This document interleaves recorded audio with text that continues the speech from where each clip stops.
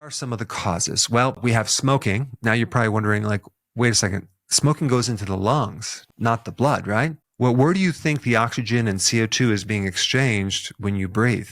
Your lungs directly connect with your capillaries, which go right into your blood. And if that thing is smoke, you're going to get carbon dioxide, you're going to get a lot of different chemicals that can start to irritate the lining of the artery. In fact, smokers have a 4x greater risk of getting an aneurysm than those non-smokers. And then, of course, we have alcohol, because there's certain byproducts and chemicals that can irritate the lining of the arteries. And I'm talking about like a chronic drinker, not occasionally.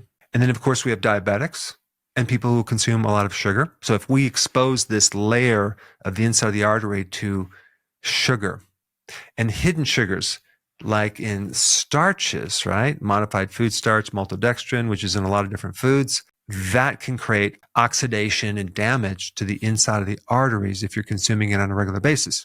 And then you have seed oils, and that's another thing that can create chronic inflammation. And this next one is very interesting.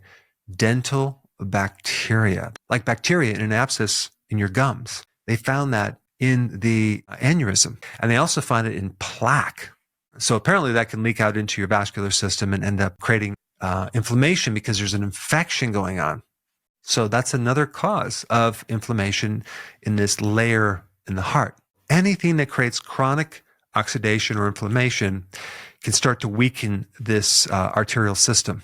And then on top of that, if you have high blood pressure, now we get all this pressure with all this inflammation. Now it starts to break down your arteries to the point where it's starting to bulge out. And so you really have to kind of just look at potentially what it could be for you. If you have high blood pressure, for example, you want to take more potassium, magnesium, vitamin D. Those are the three things that will help bring the pressure down, including going on a low carb diet. There's something else that can cause an aneurysm. It's not as common, but it's a copper deficiency.